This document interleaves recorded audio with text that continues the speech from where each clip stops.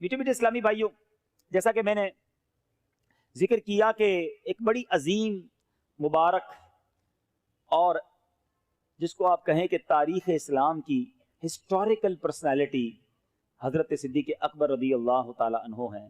حضرت ابوبکر صدیق رضی اللہ تعالیٰ عنہ خلیفہ اول بھی ہیں، عاشق اکبر بھی ہیں، یار غار بھی ہیں، یار مزار بھی ہیں، نبی پاک کے ایسے ساتھی ہیں کہ جب بھی ان کے بارے میں ہم جانتے ہیں، پڑھتے ہیں، ہمارا ایمان تازہ ہو جاتا ہے۔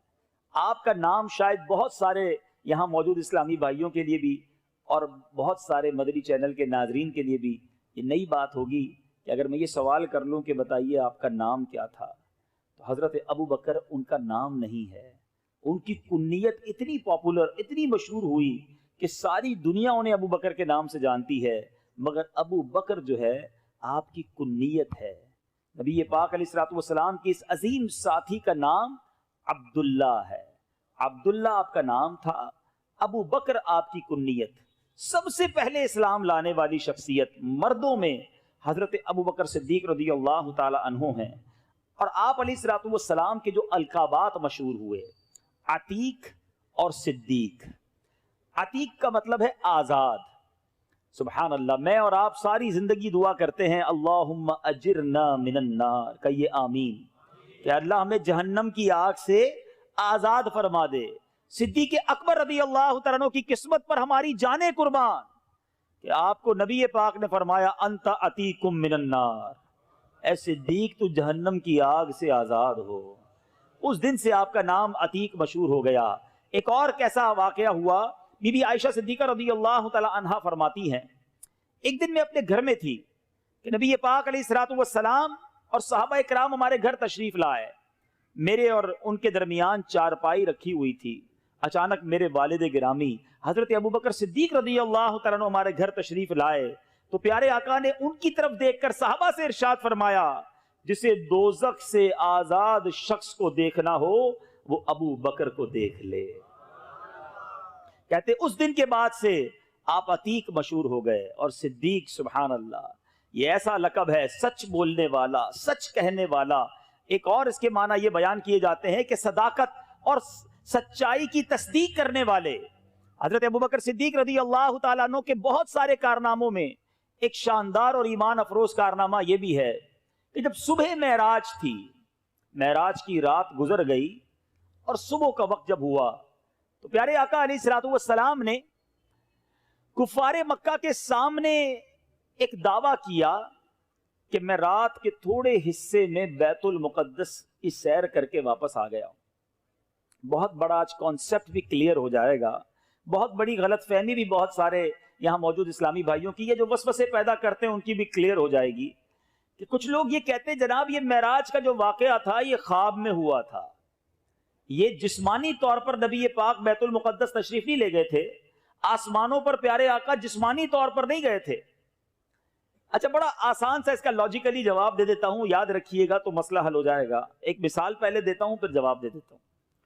آپ کا بیٹا صبح اٹھے اور آپ سے کہے، چھوٹا بھائی آپ کا بیٹا کہ ابو جان رات خواب میں امریکہ بھی گیا، اس کے بعد لندن گیا، پھر جناب گھومتے گھومتے لاہور بھی گیا اور آنکھ کھلی تو اپنے بستر پر تھا، تو آپ کیا کہیں گے کہ بیٹا کوئی بات نہیں، خواب میں تو سارے ہی گھومتے رہتے ہیں، یہ کوئی نئی بات نہیں ہے، اس میں کوئی پریشانی کی بات تو نہیں۔ خواب میں اگر کوئی کہے تو ہم کہیں گے ٹھیک ہے، خواب میں ہو سکتا ہے۔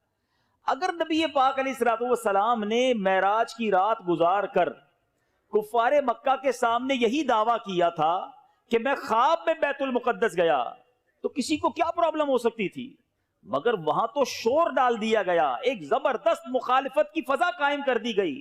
ابو جہل اتنا شاطر اور عیار تھا کہ اس نے نبی پاک علیہ الصلوۃ والسلام سے عرض کی کہ حضور آپ نے جو ابھی کہا ہے کہ آپ بیت المقدس ہو کر آئے ہیں، میں مزید کچھ لوگ جمع کرتا ہوں، کیا ان کے سامنے بھی آپ یہ دعویٰ کر دیں گے؟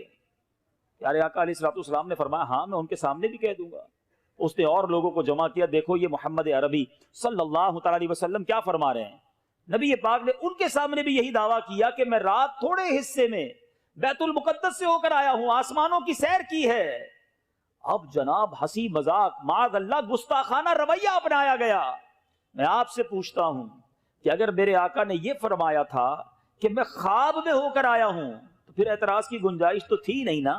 یہ اعتراض بتا رہا ہے، یہ مخالفت بتا رہی ہے، یہ آرگیومنٹ بتا رہے ہیں کہ نبی پاک کا دعویٰ یہی تھا کہ میں جسمانی طور پر بیت المقدس گیا اور وہاں سے واپس آ گیا ہوں۔ تو بات کلیئر ہو گئی۔ اچھا، اب کفار مکہ نے سوچا کہ جناب بڑا اچھا موقع ہے حضرت ابوبکر صدیق رضی اللہ تعالیٰ عنہ کو بہکانے کا، ان کو معاذ اللہ ڈی ٹریک کرنے کا۔ ان کے دروازے پر پہنچ گئے اور جا کر کہا، اے ابوبکر، جس نبی کا کلمہ پڑھتے ہو، جانتے ہو وہ کیا کہہ رہے ہیں؟ تم جانتے ہو وہ دعویٰ کیا کر رہے ہیں؟ کہا میرے آقا کیا فرما رہے ہیں؟ کہا وہ کہتے ہیں کہ رات کے تھوڑے حصے میں بیت المقدس سے مسجد اقصی سے ہو کر آ گئے ہیں۔ چلے بچے بیٹھے ہیں، نوجوان بیٹھے ہیں، ہو سکتا ہے یہ سوچ رہے ہوں کہ رات کے تھوڑے حصے میں تو ہم بھی لانڈی سے واپس آ سکتے ہیں، تو یہ بیت المقدس سے ہو کر آنا کیا مشکل تھا؟ مکہ پاک سے مسجد اقصی کا اس زمانے میں سفر 1 مہینے کی راہ تھی۔ 1 مہینے کا سفر تھا، کیونکہ گھوڑے اور اونٹ جاتے تھے، تو 1 مہینے جانے کا راستہ تھا، 1 مہینے واپس آنے کا راستہ تھا، گویا 60 دن کا سفر تھا۔ اور پیارے آقا کا دعویٰ یہ تھا، ارشاد یہ تھا کہ میں رات ہی رات ہو کر آ گیا ہوں۔ سیدنا ابوبکر صدیق سے کہا کہ آپ جانتے ہیں جس نبی کا آپ کلمہ پڑھتے ہیں وہ کیا کہہ رہے ہیں؟ تو آپ نے فرمایا بتاؤ کیا کہہ رہے ہیں؟ کہا وہ کہتے ہیں رات کے تھوڑے حصے میں بیت المقدس سے ہو کر آ گیا ہوں۔ کہا واقعی میرے آقا ایسا کہتے ہیں؟ کہا ہاں وہ ایسا ہی فرما رہے ہیں۔ کہا نبی پاک فرما رہے ہیں تو سچ فرما رہے ہیں، میرے آقا نے فرمایا ہے تو سچ فرمایا ہے، میں اس کی تصدیق کرتا ہوں۔ وہ ہکے بکے رہ گئے کفار مکہ کے، اے ابو بکر تم ایسی عجیب بات کی تصدیق کر رہے ہو؟ اللہ اکبر، وہ تاریخی جواب ارشاد فرمایا۔ آپ فرماتے ہیں میں تو اس سے بھی بڑی بڑی باتوں کی تصدیق کرتا ہوں، میرے آقا مجھے آسمانوں کی خبریں دیتے ہیں۔ نبی پاک فرماتے ہیں کہ آسمان سے جبریل امین آئے ہیں، قرآن پاک کی آیتیں لے کر آئے ہیں۔ ارے جب میں جبریل کے آنے پر یقین رکھتا ہوں، قرآن کے نزول پر یقین رکھتا ہوں، یہ تو اس سے چھوٹی خبر ہے۔ میرے آقا جو فرماتے ہیں میں اس پر یقین رکھتا ہوں۔ اللہ اکبر۔ میرے بیچ اسلامی بھائیوں، بڑی باریک سی بات کہہ کر آگے نکل جاؤں گا۔ حضرت ابوبکر صدیق رضی اللہ تعالیٰ عنہ کا ایٹیٹیوڈ کیا تھا؟ نبی پاک کا فرمان سنا، لبیک کہا، آقا کی شان سنی، دل میں مسرت آ گئی۔ ابو جہل اور اس کے ساتھیوں کا ایٹیٹیوڈ کیا تھا، ان کا رویہ کیا تھا؟ شان مصطفیٰ سنی، پریشان ہو گئے، مذاق اڑانے لگے، لاجکس ڈھونڈنے لگے۔ آج بھی شب معراج آتی ہے، ساری دنیا میں آپ کو 2 قسم کے لوگ نظر آئیں گے، ایک خوشی منانے والے، ایک جھومنے والے، ایک نبی پاک کی شان پر خوش ہونے والے۔ کچھ کنفیوز لوگ بھی نظر آئیں گے، وہ اپنا کام کر رہے ہیں، ہم اپنا کام کرتے رہیں گے۔ رہے گا یوں ہی ان کا چرچا رہے گا، رہے گا یوں ہی ان کا چرچا رہے گا، پڑے خاک ہو جائیں جل جانے والے۔ تو اے میرے بیچے اسلامی بھائیوں، صدیق اکبر رضی اللہ تعالیٰ عنہ کی شان کیا نرالی شان ہے۔ آپ رضی اللہ تعالیٰ عنہ کی زندگی کی 3 بڑی خواہشیں۔ اللہ اکبر۔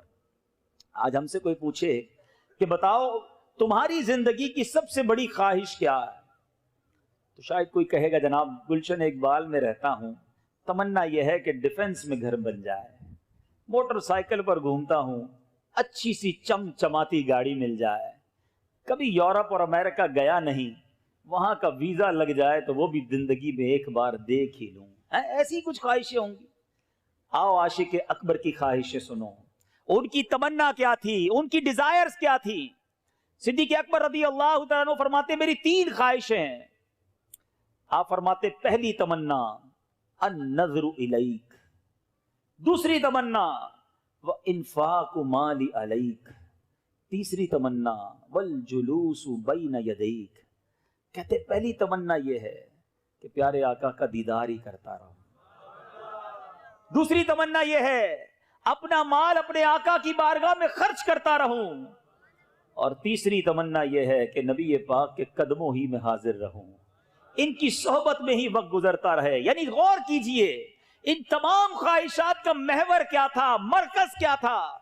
میں اور آپ شعر پڑھتے اور سنتے ہیں، صدیق اکبر کی زندگی گویا اس شعر کا مصداق دی کہ میرے تو آپ ہی سب کچھ ہے رحمت عالم، میرے تو آپ ہی سب کچھ ہے رحمت عالم، میں جی رہا ہوں زمانے میں آپ ہی کے لیے، آقا تمہاری یاد کو کیسے نہ زندگی سمجھوں، یہی تو ایک سہارا ہے زندگی کے لیے۔ آپ کی زندگی کا مقصد ہی ایک تھا، اور دیکھو پھر اللہ نے اپنے اس نیک بندے کی خواہشیں پوری کیسے فرمائیں؟ النظر الیک، آپ کو دیکھتا رہوں، یہ پہلی خواہش۔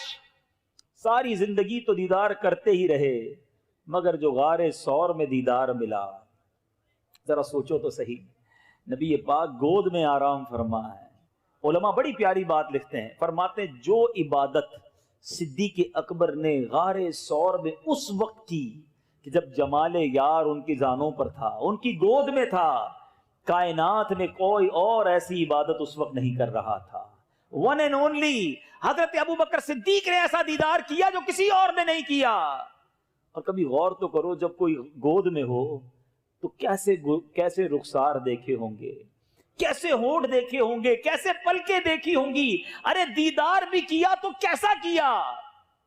دوسری تمنا وَإِنفَاقُ مَالِي عَلَيْكَ، یا رسول اللہ میں آپ کی ذات پر اپنا مال خرچ کرتا رہوں۔ کیسا خرچ کیا کہ ایک بار نہیں، ایک سے زائد بار صدیق اکبر رضی اللہ تعالیٰ عنہ نے اپنا سب کچھ نبی پاک کے قدموں پر قربان کر دیا۔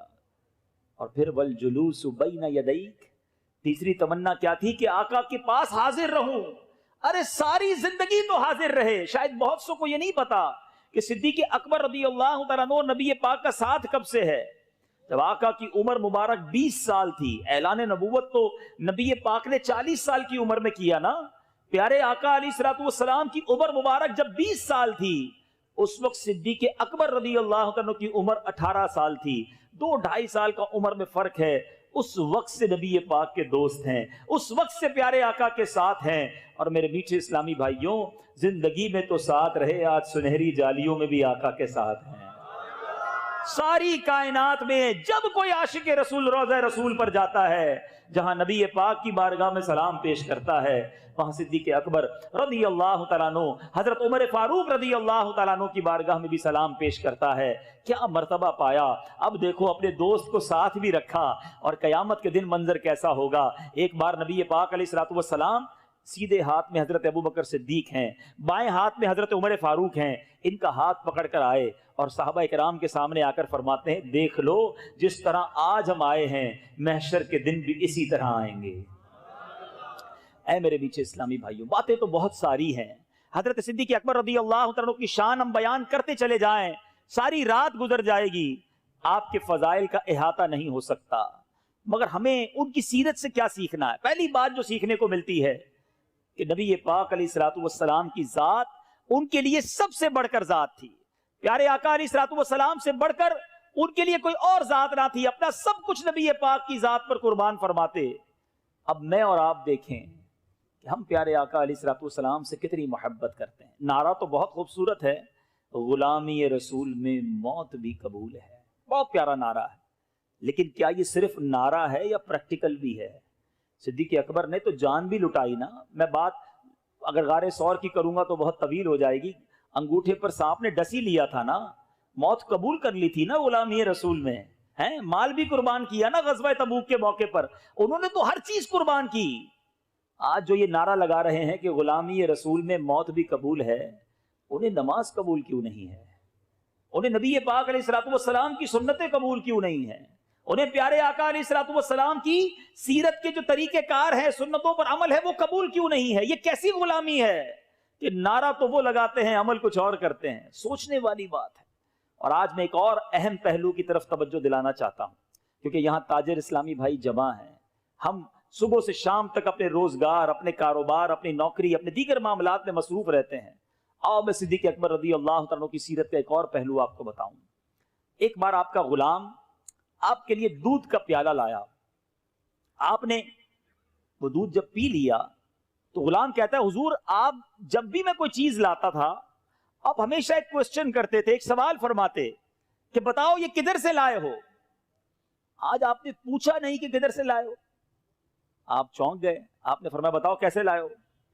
کہ حضور میں نے زمانہ جاہلیت میں جب ایمان نہیں لائے تھے، اس سے پہلے میں نے ایک مریض پر منتر پھونکا تھا، اس منتر سے اس کا کام بن گیا تھا، آج اس کی مزدوری میں مجھے اس نے یہ دودھ دیا تھا اور وہ میں نے آپ کو پیش کر دیا۔ اللہ اکبر۔ حضرت ابو بکر صدیق نے جب یہ سنا نا، آپ بڑے پریشان ہو گئے، آپ نے اپنے منہ میں انگلیاں ڈالی، کی الٹی کی، کسی طرح بھی یہ دودھ میرے جسم سے نکل جائے۔ جب بہت زیادہ کہہ کر لی اس کے بعد اللہ کی بارگاہ میں عرض کی مولا جو میرے ہاتھ میں تھا میں کر سکتا تھا میں نے کر دیا، اس غلط جو دودھ میرے اندر چلا گیا اس کو نکال دیا، اب میری رگوں میں جو باقی بچ گیا ہے مولا وہ تو معاف فرما دے۔ اے میرے پیچھے اسلامی بھائیوں، اس واقعے سے کیا سیکھنے کو ملا کہ صحابہ کرام ہمارے اسلاف حلال روزی کے بارے میں کتنے کانشیس تھے، کتنے محتاط تھے، کتنی انہیں فکر تھی کہ ایک ایک لقمہ، ایک ایک گھونٹ جو میرے جسم میں جائے وہ حلال کا جائے۔ مگر آج سوچنا یہ ہے، اے کاروبار کرنے والوں، اے نوکری کرنے والوں، اے رزق کمانے والوں، سوچئے کہ آج آمدنی آتے وقت، پیسہ کماتے وقت ہم میں سے کس کس کا یہ ذہن ہوتا ہے کہ یار یہ حلال ہے بھی کہ نہیں، یہ جو میں کمانے جا رہا ہوں یہ اللہ کو راضی کر کے کما رہا ہوں یا اسے ناراض کر کے کما رہا ہوں۔ آج ایک ہی ذہن بنا ہوا ہے، پیسہ آنا چاہیے، کاروبار بڑھنا چاہیے، جناب منافع آنا چاہیے، چاہے وہ کدھر سے بھی آ جائے۔ میرے بیچ اسلامی بھائیوں، ہم سارے مسلمان ہیں اور اسلام ہمیں اس بارے میں شاندار رہنمائی دیتا ہے۔ اللہ تبارک و تعالی قرآن مجید فرقان حمید میں ارشاد فرماتا ہے، واضح اعلان ہے، یا ایھا الناس کلوا مما فی الارض حلالا طیبا ولا تتبعوا خطوات الشیطان انہ لکم عدو مبین۔ ترجمہ، اے لوگو جو کچھ زمین میں حلال پاکیزہ ہے اس میں سے کھاؤ اور شیطان کے راستوں پر نہ چلو، بے شک وہ تمہارا کھلا دشمن ہے۔ اب حلال کمائی کہتے کس کو ہے ذرا سمجھ لیجئے۔ ایک تو کھانا جو ہم کھائیں وہ بھی حلال ہو، سبزی ہو یا ذبیحہ گوشت ہو، ہاتھ سے کٹا ہوا جو بھی مرغی، چکن، مٹن، بیف یا سبزی، جو چیزیں حلال ہیں وہ ہوں، یہ حلال ہے، مگر یہ حلال طریقے سے بھی حاصل کی گئی ہوں۔ کوئی جناب سبزی رشوت میں لے آئے، کوئی کسی سے چوری کر کے حلال گوشت لے آئے، یعنی خوراک ہو بھی حلال اور حاصل کرنے کا ذریعہ بھی حلال ہو، یہ بہت ضروری ہے۔ اور میرے بیچ اسلامی بھائیوں، ہمارے اسلام میں اس کی شاندار فضائل بیان ہوئے۔ اللہ اکبر۔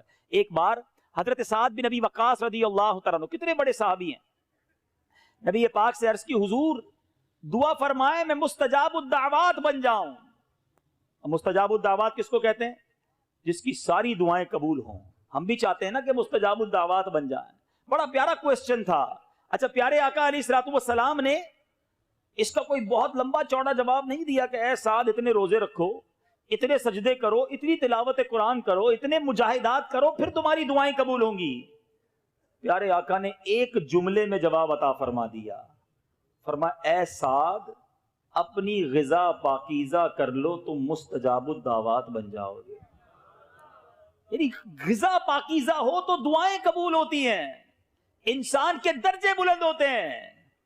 مگر آج ہم یہ شکوہ کرتے تو نظر آتے ہیں کہ میری دعائیں قبول نہیں ہوتی، میرے گھر سے پریشانیاں دور نہیں ہوتی، بیماریاں ڈیرا ڈالے بیٹھی ہیں، ارے جناب پیسہ بہت ہے سکون نہیں ہے۔ مگر کبھی سوچا کہ میں پیسہ کما کیسے رہا ہوں؟ میں نے کہاں چیک کروایا، کدھر میں نے غور کیا کہ یہ سب حلال ہے کہ نہیں؟ کہیں سے میرے پیسوں کے اندر، میری آمدنی، میرے بزنس، میری جاب کے اندر حرام تو نہیں آ رہا؟ اے میرے بیچ اسلامی بھائیوں، بعض اوقات ہمارا سارا کام حرام نہیں ہوتا، مگر ایک غلطی، ایک مسٹیک، ایک غلط انداز ہماری روزی کو حرام کر رہا ہوتا ہے۔ مثال کے طور پر آپ ایک بڑا سا پیالہ لے لیں، برتن بڑا سا لے لیں اور اس پر دودھ اس کے اندر بھر لیں اور اس کے اندر 2 قطرے گندگی کے ڈال دیں، تو اب آپ اس دودھ کو پیئیں گے؟ 2 قطرے کوئی پیشاب کے ڈال دے اور کہے جناب دودھ پیجئے، ٹھنڈا میٹھا دودھ ہے، تو آپ کہیں گے 2 قطروں نے ان پاکیزہ ٹھنڈے میٹھے دودھ کو خراب کر دیا۔ اسی طرح کہیں ہماری بزنس کے اندر، کہیں ہمارے کاروبار، کہیں ہماری جاب کے اندر ہم کوئی ایسا عمل کر جاتے ہیں کہ وہ عمل ہماری روزی کو حرام کر رہا ہوتا ہے، حرام کی کمائی ہماری حلال کی کمائی میں مل کر اسے آلودہ کر رہی ہوتی ہے اور ہمیں اس کا احساس بھی نہیں ہوتا۔ ایک بار نبی پاک علیہ الصلوۃ والسلام نے ارشاد فرمایا، اس ذات پاک کی قسم جس کے دستے قدرت میں میری جان ہے، آدمی اپنے پیٹ میں حرام کا لقمہ ڈالتا ہے تو 40 دن تک اس کا کوئی عمل قبول نہیں ہوتا۔ جس بندے کا گوشت سود اور حرام گوری سے اگا ہے اس کے لیے آگ زیادہ بہتر ہے۔ اب سوچئے، نہ عمل قبول ہے نہ دعائیں قبول ہیں، مگر آج یہ کانسیپٹ ہی لگتا ہے ختم ہوتا جا رہا ہے۔ سود کا کام کرنے کے لیے لوگ تیار ہیں کہ جناب قسطوں پہ فلاں چیز لے لیتے ہیں، فلاں کو پیسے دیتے ہیں، اس سے نفع لے لیتے ہیں، ارے یہ ڈیل کروں گا تو اتنے پیسے مل جائیں گے، تھوڑا بہت جھوٹ تو چلتا ہے۔ ارے جناب ہماری مارکیٹ کا ٹرینڈ ہے، اگر میں ایمانداری سے کام کروں گا تو دوسرے لوگ کاروبار لے جائیں گے، اگر میں نے میڈ ان فلاں کہہ کے اسٹیمپ لگا دی تو اس میں کیا قباحت ہے، ساری مارکیٹ یہ کر رہی ہے۔ ارے جناب اگر کاروبار کرنا ہے تو کچھ نہ کچھ تو کرنا ہوگا۔ اگر یہ ہمارا ذہن بن چکا ہے تو بتائیے ہماری عبادتوں کا کیا ہوگا؟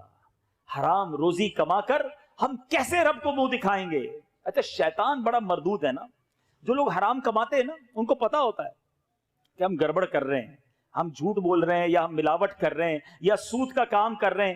اچھا اب شیطان تھپکی کیسے دیتا ہے؟ شیطان کہتا ہے یار ٹھیک ہے تم گڑبڑ کرتے ہو لیکن ساتھ ساتھ مسجد کو چندہ بھی تو دیتے ہو نا، ہر سال عمرہ بھی کر لیتے ہو، کسی غریب کی شادی بھی کروا دیتے ہو، تو لیول ہو جاتا ہے، تھوڑا بہت گڑبڑ کرتے ہو تھوڑا بہت لیول ہو جاتا ہے۔ اب شیطان اس طرح تھپکی دے کر ہمیں سمجھاتا ہے۔ اب اس کو میں ایک ایگزامپل کے ذریعے سمجھاتا ہوں۔ آپ کسی بادشاہ کے پاس یا کسی بہت بڑی شخصیت کے پاس جائیں اور اس کو بڑی اچھی پیکنگ کے ساتھ، بڑے ریپنگ کر کے ایک بڑی اچھی شیشی دے کر آئیں پیکنگ کے ساتھ، بادشاہ سلامت جب اس کو کھولے بڑی خوبصورت بوٹل ہو، بڑی اچھی پیکنگ ہو، اور جب وہ کھولے تو اس کے اندر گندگی بھری ہوئی ہو، تو آپ کی وہ پیکنگ اور آپ کی وہ بوٹل اس کو پسند آئے گی یا اس سے وہ ناراض ہوگا؟ ہم سمجھتے ہیں کہ حرام کا مال کما کر صدقہ کریں گے تو رب قبول فرمائے گا۔ یاد رکھو اللہ پاک ہے اور پاک طیب مال ہی قبول فرماتا ہے، اس کو میرے اور آپ کے صدقے کی ضرورت نہیں ہے۔ آپ بے شک تھوڑا کمائیں، تھوڑا صدقہ کریں، مگر حلال کمائیں اور حلال صدقہ کریں۔ جو لوگ یہ سوچتے ہیں کہ جناب ان حرام کے پیسے کما کر میں حج کر کے عمرہ کر کے مسجد بنا کر اللہ کو راضی کر لوں گا، وہ دھوکہ دے رہے ہیں اپنے آپ کو۔ اے میرے بیچے اسلامی بھائیوں، خدا را اللہ پر بھروسہ کیجئے۔ ایک بار حضرت موسیٰ علیہ نبینا علیہ الصلوۃ والسلام نے ایک شخص کو دیکھا جو زاروں کتار رو رہا تھا، ہاتھ اٹھے تھے اور رو رہا تھا، یا اللہ پکار رہا تھا۔ حضرت موسیٰ علیہ الصلوۃ والسلام نے اللہ کی بارگاہ میں عرض کی، مولا تیرا بندہ رو رہا ہے، التجا کر رہا ہے، اس کی دعا تو کیوں قبول نہیں فرما رہا؟ اللہ نے فرمایا، اے موسیٰ یہ اتنا روئے کہ روتے روتے مر جائے، اتنے ہاتھ اٹھائے کہ اس کے ہاتھ آسمان کو چھو جائیں۔ اے موسیٰ میں نے اس کی دعا قبول نہیں کرنی۔ عرض کی مولا کیا وجہ ہے؟ ارشاد فرمایا، اے موسیٰ بات یہ ہے کہ جو یہ کماتا ہے وہ حرام ہے، جو کھاتا ہے حرام ہے، جو پہنتا ہے وہ حرام ہے۔ اب بتائیے بیچے اسلامی بھائیوں، لوگ کہتے ہیں میں کعبے کے سامنے گیا دعا کر کے آیا، میں نے فلاں پیر صاحب سے دعا کروائی، میں نے فلاں جگہ جا کر دعا کی، میرا مسئلہ ہی حل نہیں ہو رہا، میری پرابلم ہی سالو نہیں ہو رہی، میں قرآن پڑھتا ہوں مجھے روحانیت نہیں ملتی، میں درود پڑھتا ہوں مجھے چاشنی نہیں ملتی، میں نماز پڑھتا ہوں میرا نماز میں دل نہیں لگتا۔ اللہ کے بندو چیک تو کرو کہ کہیں میں حرام تو نہیں کھا رہا۔ لوگوں کے بارے میں سوچنا چھوڑ دیجئے کہ جناب جھوٹ نہیں بولوں گا تو کاروبار کیسے چلے گا، اس کا مطلب تو رب پر بھروسہ ہی نہ رہا نا۔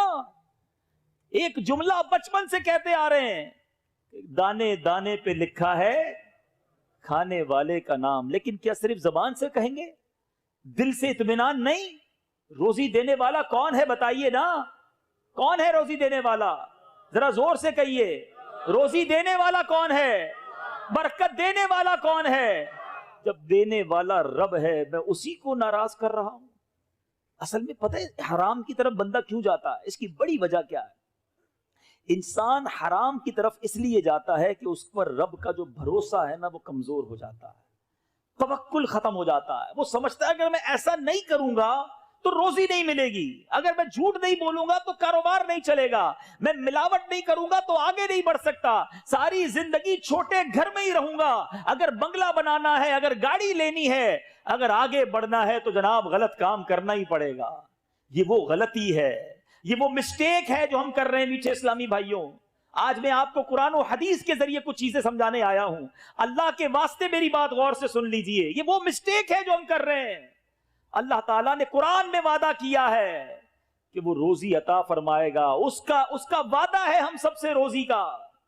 یاد رکھیے ہم جس طرح موت تلاش کر کے ملتی ہے نا، اس طرح رزق بھی مجھے اور آپ کو تلاش کر کے ملے گا، ایک دانہ بھی کم نہیں ملے گا۔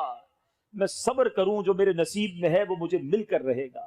ایک بار مولا علی کرم اللہ تعالی وجہ الکریم نماز پڑھنے مسجد میں تشریف لے گئے۔ سمجھیے بات کو، جو لوگ کہتے ہیں نا جناب 2 نمبر کا کام کروں گا تو پیسے زیادہ ملیں گے، مولا علی نماز پڑھنے مسجد میں گئے، ایک شخص کو اپنا لباس رکھوا کر گئے کہ یہ رکھو میں نماز پڑھ کے آتا ہوں۔ آپ جب نماز پڑھ کے آئے تو بندہ غائب، آپ کا لباس لے کر چوری کر گیا، آپ کو بڑا افسوس ہوا۔ تھوڑا آگے گئے تو وہی لباس ایک دکان پر لگا ہوا تھا۔ آپ نے فرمایا کہ یہ تمہارے پاس کہاں سے آیا؟ کہا ابھی ایک بندہ آیا اور 2 درہم کا بیچ کر گیا ہے۔ آپ نے بڑے افسوس کا اظہار کیا اور فرمایا اللہ تعالیٰ نے یہ 2 درہم اس بندے کے لیے حلال کے رکھے تھے۔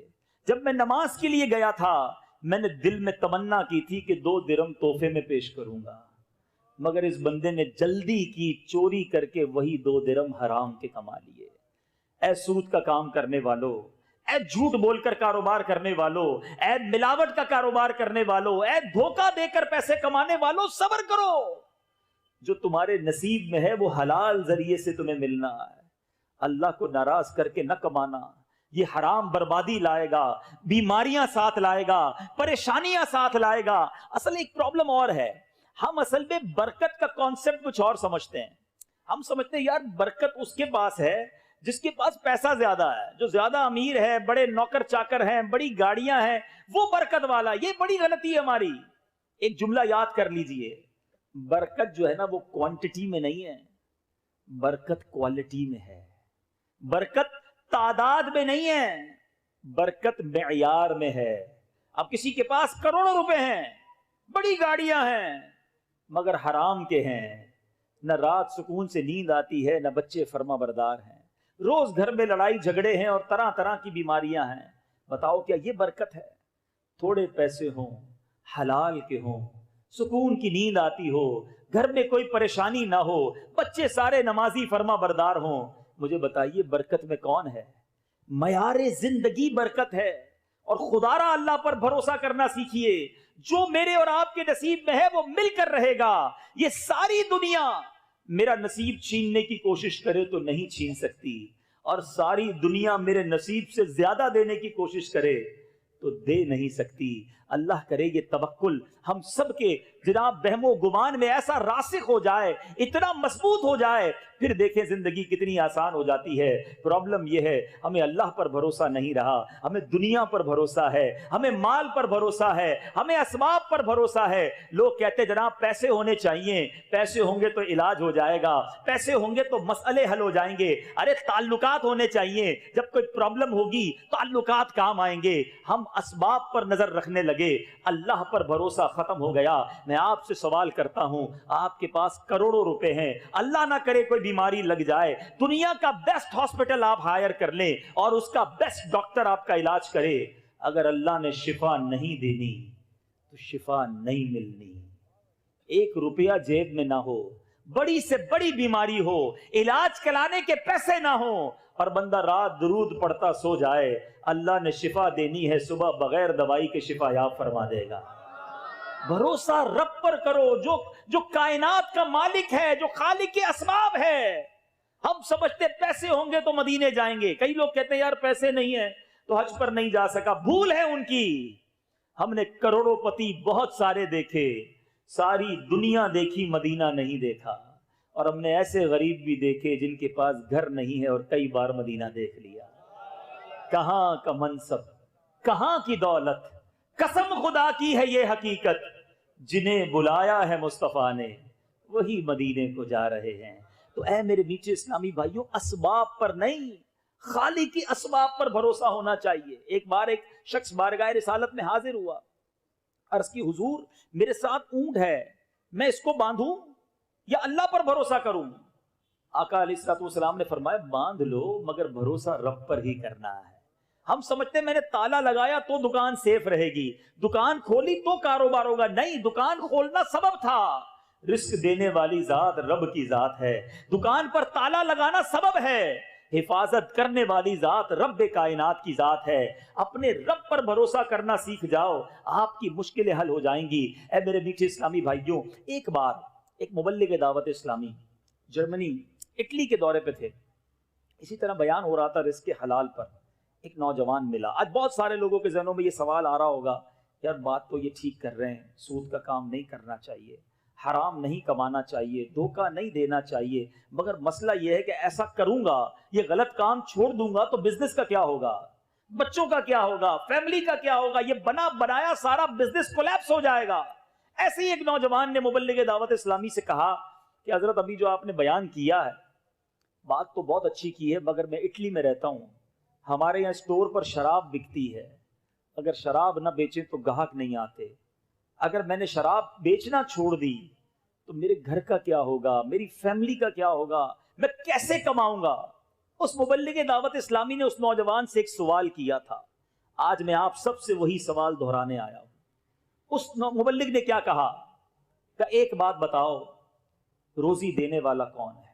جواب دیجئے, روزی دینے والا کون ہے؟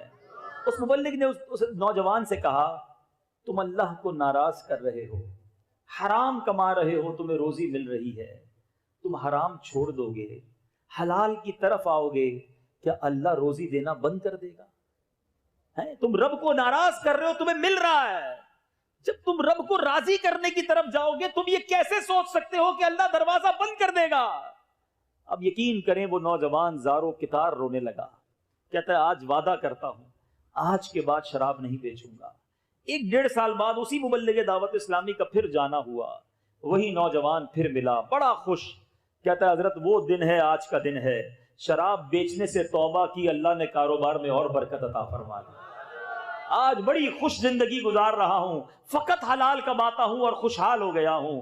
اصل پرابلم یہی ہے, ہم حرام چھوڑتے وقت بھی رب پہ بھروسہ نہیں کر رہے ہوتے. یار حرام چھوڑ دوں گا تو کیا بنے گا؟ جس رب کے لیے تم حرام چھوڑنے کی نیت کر رہے ہو وہ رب تمہیں غیب کے خزانوں سے عطا فرمائے گا, وہ تمہاری مشکل کو بہت اچھے انداز سے حل فرما دے گا. اے میرے میٹھے اسلامی بھائیوں, اور یہ میں نہیں کہہ رہا, اللہ تبارک و تعالی نے خود قرآن مجید میں وعدہ فرمایا ہے. میں قرآن پاک کی وہ آیت پیش کرنے جا رہا ہوں جو بہت سارے کانسیپٹس کو کلیئر بھی کرے گی, ہماری پریشانیاں بھی انشاءاللہ دور ہوں گی. بعض اوقات ہم سمجھتے ہیں کہ یار بات تو ٹھیک ہے لیکن اتنا سارا قرضہ ہو گیا ہے, ساری زندگی نوکری کرتا رہوں پھر بھی شاید یہ قرضہ نہیں اترے گا, اتنی بڑی مصیبت آ گئی ہے, یہ حل کیسے ہوگی؟ میٹھے اسلامی بھائیوں, مصیبت میرے اور آپ کے لیے بڑی ہے نا, اللہ کے لیے تو نہیں ہے. مجھے لگ رہا ہے بڑا پہاڑ ہے, بڑی مصیبت ہے, یہ حل ہی نہیں ہو سکتا, میں اس بھنور سے, میں اس مشکل سے کیسے نکلوں گا؟ اے میرے میٹھے اسلامی بھائیوں, ایک بار اللہ کو پکار کے دیکھو, ایک بار اپنے رب سے دوستی کر کے دیکھو, ایک بار اس کی بارگاہ میں سر جھکا کر دیکھو. مسئلہ یہ ہے ہمیں سب پر بھروسہ ہے, ہمیں اپنے رب پر بھروسہ نہیں. اللہ قرآن میں کیا وعدہ فرما رہا ہے ذرا سنیے گا. رب عز و جل ارشاد فرماتا ہے وَمَن يَتَّقِ اللَّهَ يَجْعَلْ لَهُ مَخْرَجًا, اللہ فرماتا ہے جو اللہ سے ڈرے اللہ تعالیٰ اس کے لیے نجات کی راہ نکال دے گا, راستہ نکلے گا. اور آگے فرمایا وَيَرْزُقْهُ مِنْ حَيْثُ لَا يَحْتَسِبُ, اللہ ادھر سے روزی دے گا جدھر سے تمہارا گمان بھی نہیں جاتا, گمان بھی نہیں ہوگا, ادھر سے روزی ملنا شروع ہو جائے گی. اور یہ کئی بزرگ بیٹھے ان سے پوچھئے, ایسا ہوا ہے زندگی میں کہ کئی بار ایسے پھنسے کاروبار میں, ایسا چکر چلا کہ لگا سب چلا جائے گا, گھر بھی چلا جائے گا, گاڑی بھی چلی جائے گی, بزنس سب چلا جائے گا, لیکن پھر ایسا چکر گھومتا ہے, ایسی غیبی مدد آتی ہے کہ سارے کام سدھرنا شروع ہو جاتے. کیسے ہوا؟ میری عقل تو کہتی تھی نہیں ہو سکے گا. وَيَرْزُقْهُ مِنْ حَيْثُ لَا يَحْتَسِبُ, اللہ ادھر سے روزی دے گا جدھر تمہارا گمان بھی نہیں جاتا. آگے فرمایا وَمَن يَتَوَكَّلْ عَلَى اللَّهِ فَهُوَ حَسْبُهُ, جو اللہ پر بھروسہ کرے اللہ اس کے لیے کافی ہے. اے میرے میٹھے اسلامی بھائی, خدا را ہم سب آج ایک ذہن لے کر جائیں, کچھ بھی ہو جائے مجھے حرام نہیں کمانا, مجھے اللہ کو ناراض نہیں کرنا, مجھے رب کو راضی کرنا ہے, وہ انشاءاللہ میرے سارے کام سدھار دے گا. وہ خالق کے کائنات ہے, ان اللہ علی کل شیء قدیر, وہ ہر چاہے پر قدرت رکھتا ہے. لیکن ہم اللہ پر بھروسہ کرنا سیکھ جائیں. آپ یقین کریں جس دن آپ کی میری کیفیت یہ بن گئی نا, اس دن آپ اپنی آنکھوں سے دیکھیں گے, قدرت کا نظارہ دیکھیں گے کہ آپ کے مسائل کیسے حل ہو رہے ہیں۔ جب اللہ کی بارگاہ میں سر جھکے گا، جب اسی کو پکارا جائے گا، جب اس سے سچی محبت ہو جائے گی، اس کی ناراضگی سے ڈر لگے گا کہ نہیں مجھے اپنے رب کو ناراض نہیں کرنا، پھر آپ دیکھیں آپ کے لیے کیسے راہیں کھلتی ہیں۔ یہ اللہ نے قرآن میں وعدہ کیا ہے۔ پیارے آقا علیہ الصلوۃ والسلام فرماتے ہیں تم ایسا، حدیث پاک کا مضمون ہے، تم اللہ پر بھروسہ کرو جیسا بھروسہ کرنے کا حق ہے، تو وہ رب کریم تمہیں ایسے روزی دے گا جیسے پرندوں کو رزق عطا فرماتا ہے۔ سارے پرندے صبح خالی پیٹ جاتے ہیں، شام آتے ہیں تو سب کو چارہ مل چکا ہوتا ہے۔ کبھی دیکھا ہے آپ نے کسی گھونسلے کے اندر کوئی کبڈ بنی ہوئی ہو، پرندہ شام کے لیے سنبھال کر رکھے؟ کسی پرندے، کسی جانور کو آپ نے نہیں دیکھا ہوگا کہ دوپہر کھائے تو رات کی فکر کرے۔ اسے پتا ہے جس رب نے دوپہر کو کھلایا ہے وہی رات کو بھی کھلائے گا۔ بقرہ عید میں ہم کرتے ہیں نا، جانور پالتے ہیں، بکرے کو یا گائے کو چارہ دیتے ہیں۔ کبھی دیکھا آپ نے دوپہر کو ہم نے چارہ کھلایا اور اس کے بعد اس نے پیر سے ٹوکری اپنے پاس رکھ لی کہ رات کو کیا کھاؤں گا؟ اس کو کوئی فکر نہیں ہوتی ہے۔ یہ انسان ہی ہے جس کے فریج بھی بھرے ہوتے ہیں، کبڈز بھی بھری ہوتی ہیں، جیب میں بھی پیسے ہوتے ہیں، پھر بھی سکون نہیں ہوتا کہ آگے کیا ہوگا، اگلے مہینے کیا ہوگا، بچوں کا کیا ہوگا، 5 سال بعد کیا ہوگا۔ اللہ کے بندے، رزق کا وعدہ رب کا ہے، اس کی فکر چھوڑ دے۔ مغفرت کا وعدہ نہیں ہے، اس کی فکر شروع کر دے۔ گارنٹی نہیں ہے ہم میں سے کون بخشا جائے گا، مگر اس کی کسی کو فکر نہیں۔ ڈاکٹر کے پاس کبھی بیٹھ کر دیکھیے گا، بہت سارے بلڈ پریشر کے اور بے سکونی کے لوگ آئیں گے، حضور بڑی ٹینشن ہے، بلڈ پریشر ہو گیا، شوگر ہو گئی، ٹینشن کیا ہے؟ کاروبار کا۔ کوئی ایک بندہ ڈاکٹر کے پاس نہیں آتا کہ اس ٹینشن میں نیند نہیں آتی کہ بخشا جاؤں گا کہ نہیں بخشا جاؤں گا، قبر جنت کا باغ بنے گی کہ نہیں۔ ارے جس چیز کی فکر کرنے کی حاجت تھی وہ چھوڑ دیا، اور جس کی فکر کی حاجت نہیں تھی ہم اس کی فکروں میں لگ گئے۔ توکل کیجئے، بھروسہ کیجئے۔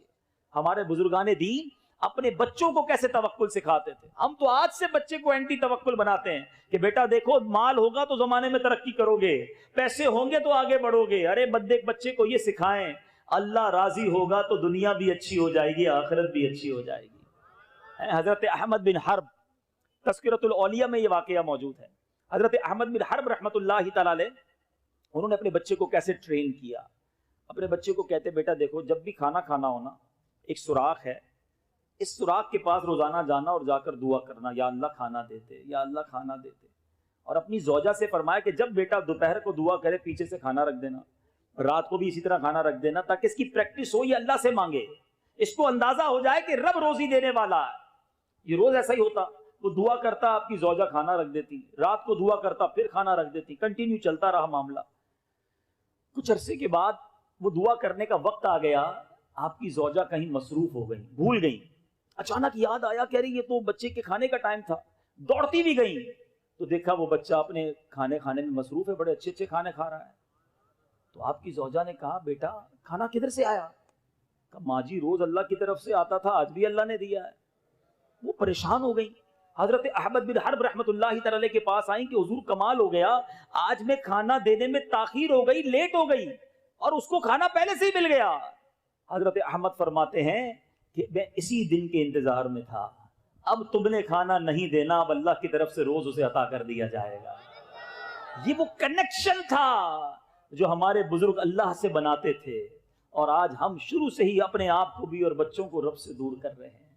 ایسا نہ کیجیے، اللہ سے دوستی کیجیے، اور یقین رکھیے جب بھی حرام روزی سامنے آئے، ایک بڑی اچھی ڈیل آتی ہے سامنے، یار بڑا منافع ہے، بڑا زبردست نفع ہے، ارے تھوڑے دنوں میں پیسے ڈبل ہو جائیں گے، اس وقت کیوں کوسچن مارک پہلا ذہن میں نہیں آتا کہ حلال ہے یا حرام ہے؟ ڈبل نہیں، 100 گنا ہو جائیں، میں تھوکوں گا بھی نہیں ایسے پیسے پر جو حرام ہو، جو روزی مجھے جہنم میں لے جائے وہ میرے کس کام کی ہے؟ آج ہم اس حالت میں آ گئے ہیں۔ میرا یہ بیان بعد میں اسلامی بہنیں، گھر کی خواتین سنیں گی، میں ان کے آگے بھی ہاتھ جوڑتا ہوں، کیونکہ حدیث پاک سنانے جا رہا ہوں۔ میرے آقا علیہ الصلوۃ والسلام فرماتے ہیں جس کا مضمون ہے ایک زمانہ ایسا آئے گا کہ بندہ اپنے گھر والوں کے ہاتھوں ہلاک ہوگا، بیوی بچے نہیں ہوں گے تو ماں باپ کے ہاتھوں ہلاک ہوگا، ماں باپ نہیں ہوں گے تو رشتہ داروں کے ہاتھوں ہلاک ہوگا۔ عرض کی گئی حضور کوئی اپنے گھر والوں کے ہاتھوں بھی ہلاک ہوتا ہے، اس کی کیا وجہ ہے؟ آقا علیہ الصلوۃ والسلام نے دیکھو 1450 سال پہلے فرما دیا کہ گھر والے اسے آر دلائیں گے، اس کی تنگ دستی کی وجہ سے اسے شرم دلائیں گے، اور وہ گھر والوں کو راضی کرنے کے لیے حرام کمانے میں لگ جائے گا۔